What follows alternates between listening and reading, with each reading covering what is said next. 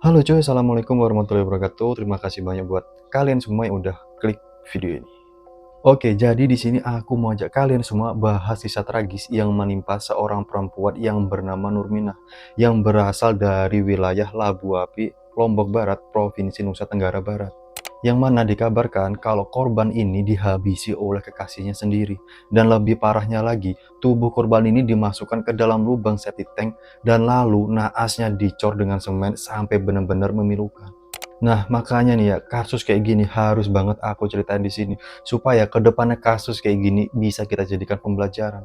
Nah, di sini aku dapat beritanya ini dari beberapa media publik yang aku baca, terus aku rangkum dan aku buat jadi alur cerita. Oke lah, gimana cerita dan kasusnya? Langsung aja aku bahas sebisa dan sedetail yang aku tahu. Tapi sebelum mulai ke ceritanya, kalian bisa siapkan cemilan dan minuman favorit kalian. Siapkan juga posisi terbaik menurut kalian gimana. Jadi kalau semuanya udah siap, langsung kita bahas.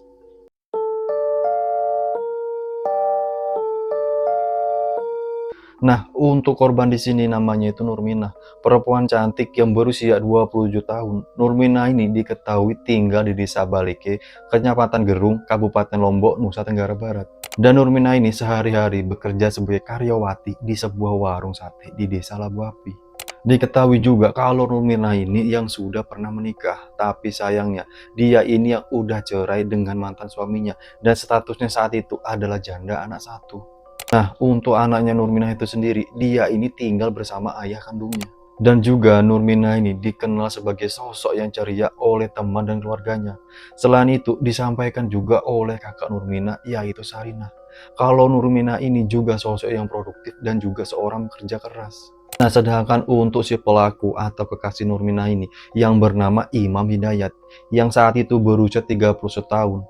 Imam ini yang tercatat sebagai warga kota Mataram, tapi Imam ini dikabarkan membeli rumah dan tinggal di Lombok. Imam ini juga dikabarkan sempat bekerja serabutan di sebuah toko bangunan yang ada di daerah sana.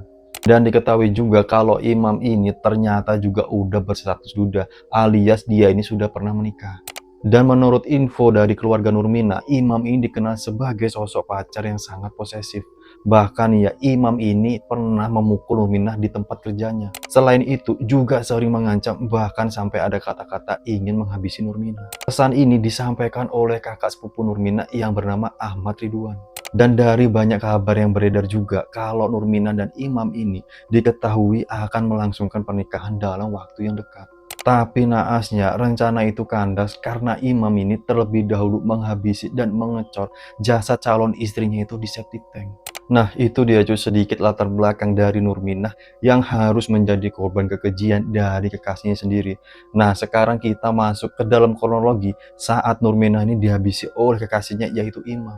Nah, jadi sebelum ditemukan meninggal dunia, Nurminah ini sempat dilaporkan hilang sama pihak keluarganya yaitu kakak korban yang bernama Sarinah.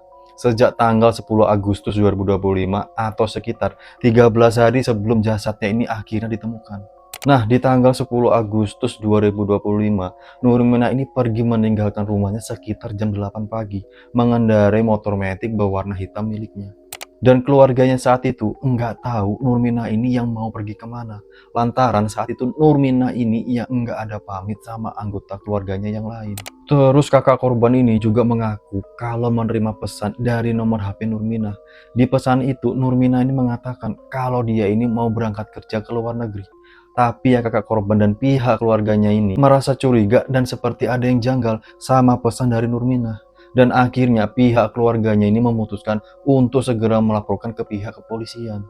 Nah, singkat cerita setelah dilakukannya pencarian oleh pihak kepolisian, tepatnya pada tanggal 23 Agustus 2025, akhirnya Nurminah ini ditemukan dalam keadaan yang udah meninggal di rumahnya Imam kekasihnya di perumahan Perembun Asri, Lombok Barat, Nusa Tenggara Barat. Dan yang lebih tragisnya lagi, Nurminah ini ditemukan dalam kondisi yang sangat mengenaskan. Karena jasad Nurminah ini ditemukan dalam lubang septic tank sedalam 3 meter di dapur rumah Imam. Dan kemudian ditimbun dengan campuran pasir dan semen, lalu dicor sampai tertutup rapat. Nah, kemudian saat ditemukannya jasad Nurminah ini, diperkirakan yang sudah dicor sekitar 4-5 hari sebelum ditemukan. Soalnya ya kondisi cor-coran betonnya ini masih agak basah dan jasad Nurmina ini masih dalam kondisi utuh tapi sudah mengeluarkan bau yang busuk. Dan di sini juga ditemukan adanya bekas tembak bagian pelipis kiri kepala Nurmina. Dan mohon maaf nih, Nurmina ini juga ditemukan dalam kondisi kepala di bawah dan dalam keadaan tidak memakai busana. Nah terus kasus ini baru terungkap setelah imam ini mengaku pada hari Sabtu tanggal 23 Agustus tahun 2025 kalau dia ini yang udah menghabisi nyawa Nurmina. Nah dari pengakuan imam inilah polisi ini bisa menemukan jasadnya Nurmina yang keadaannya udah dicor di dalam lubang septic tank di dalam rumah imam. Nah diketahui juga setelah ditelusuri motif pembunuhannya ini bermula dari rasa cemburu yang dirasakan oleh pelaku terhadap korban. Dan menurut pengakuan imam, peristiwa tragis ini bermula pada hari Minggu, tanggal 10 Agustus 2025. Sekitar jam 8 pagi, Nurmina ini yang datang ke rumahnya imam. Lalu 2 jam kemudian, imam ini memeriksa ponsel milik Nurmina. Nah, disinilah imam ini mulai tersulut emosinya. Karena imam ini menemukan kalau Nurmina ini masih chattingan dan masih berhubungan dengan mantan pacarnya. Nah, penemuan chat inilah yang memicu awal pertengkaran Imam dan Nurmina saat itu. Nah, terus sekitar jam 12 siang, Imam dan Nurmina ini kembali bertengkar dan cekcok hebat. Imam yang udah terlanjur dikuasai perasaan emosi, saat itu lalu memukul kelapa Nurmina ini berkali-kali dengan tangannya.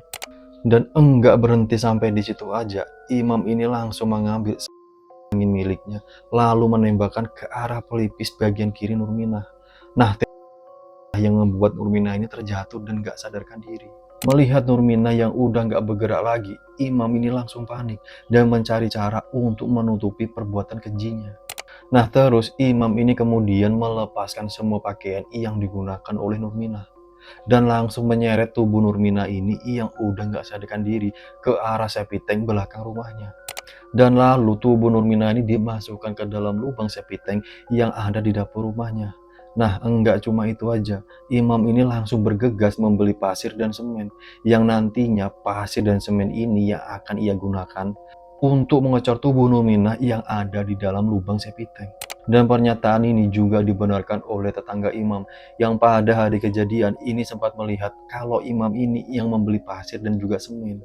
Nah, di saat itu, imam ini dengan terburu-buru langsung melanjutkan aksinya untuk mengecor tubuh wanita yang sebentar lagi akan dia nikahin. Nah, terus setelah imam ini selesai dengan tubuhnya Nurmina, imam ini juga berusaha untuk mengelabui keluarga Nurmina dengan berpura-pura menjadi Nurmina dan mengirimkan pesan ke kakaknya Nurmina kalau Nurmina ini yang mau pergi bekerja ke luar negeri, supaya terlihat kalau Nurmina ini yang masih hidup di saat itu. Nah, tapi ternyata cara yang dipakai imam ini ternyata gagal dan imam ini akhirnya ditangkap di rumah orang tuanya di Gerbang Baru, Kota Mataram pada hari Sabtu tanggal 23 Agustus 2025. Nah, saat ditangkap, imam ini sudah enggak bisa berkutik lagi karena semua kejahatannya dan perbuatan kejinya selama ini yang udah terungkap. Dan juga ya, setelah rumah imam ini diperiksa, polisi juga menemukan beberapa barang bukti berupa pakaian, dan selimut tidur milik Nurmina. Nah, barang bukti inilah yang menguatkan kalau imam inilah tersangka utama yang telah menghabisi nyawa Nurmina. Dan ditemukan juga gundukan pasir dan semen di depan halaman rumah imam ini. Nah, singkat cerita, polisi langsung melakukan evakuasi terhadap jasad Nurmina. Dan evakuasi ini memakan waktu cukup lama, kurang lebih 6 jam. Evakuasi ini juga dibantu oleh warga sekitar, ya karena emang jasadnya Nurmina ini yang udah tertimbun cocoran semen yang sedalam 3 meter. Nah, tapi syukurnya jasad Nurmina ini akhirnya berhasil dievakuasi dan langsung dibawa ke Rumah Sakit Bayangkara untuk dilakukan autopsi. Dan evakuasi ini juga disaksikan oleh pihak keluarga Nurmina. Setelah melihat jasad Nurmina yang dalam keadaan sangat mengenaskan, pihak keluarga ini jadi sangat kaget dan juga histeris. Nah, terus sampai saat ini pihak kepolisian dan keluarga Nurmina masih menunggu hasil autopsi keluar. Soalnya polisi ini ingin mencari tahu kemungkinan adanya motif ataupun modus lain dalam meninggalnya Nurmina ini. Selain itu, polisi juga sudah melakukan reka adegan kejadian di mana tewasnya Nurmina ini. Dan dari hasil reka adegan inilah untuk saat ini imam ini dijerat pasal berlapis dan dinyatakan telah melanggar pasal 38 KUHP tentang pembunuhan berencana. Karena imam ini udah menyiapkan untuk menembak Nurminah. Dan juga pasal 338 KUHP tentang pembunuhan dan pasal 351 ayat 3 KUHP tentang penganiayaan yang mengakibatkan hilangnya nyawa orang lain. Dan polisi juga menyampaikan karena perbuatan kejinya ini, Imam terancam hukuman berat, yaitu hukuman penjara minimal 20 tahun, paling lama penjara seumur hidup, atau hukuman mati. Dan saat ini, Imam ini juga udah ditahan di rutan Polres Lombok Barat. Nah, dari pihak keluarga Nurminah sendiri, pastinya menginginkan Imam ini dihukum seberat-beratnya. Dan disampaikan juga oleh Ahmad Ridwan, yaitu kakak sepupu Nurminah, kalau pihak keluarganya ini ingin Imam ini dihukum mati karena perbuatannya ini yang udah dianggap sangat biadab. Nah cuy, itulah kisah Nurminah, perempuan cantik, ceria, dan juga bekerja keras yang harus wafat secara tragis. Dan diduga wafatnya dia ini diakibatkan rasa cemburu yang dirasakan oleh pacarnya sendiri. Kita semua doakan agar Nurminah ini bisa diterima semua amal baiknya dan ditempatkan yang terindah oleh Allah Subhanahu wa Ta'ala. Amin amin ya robbal alamin. Nah cuy, itu dia cerita kita di hari ini. Kalau kalian suka sama cerita kayak gini, kalian bisa tekan tombol like, komen di bawah, dan juga subscribe biar aku tambah semangat buat video-video selanjutnya. Nah oke, akhir kata dari saya, assalamualaikum warahmatullahi wabarakatuh, sampai jumpa di video berikutnya.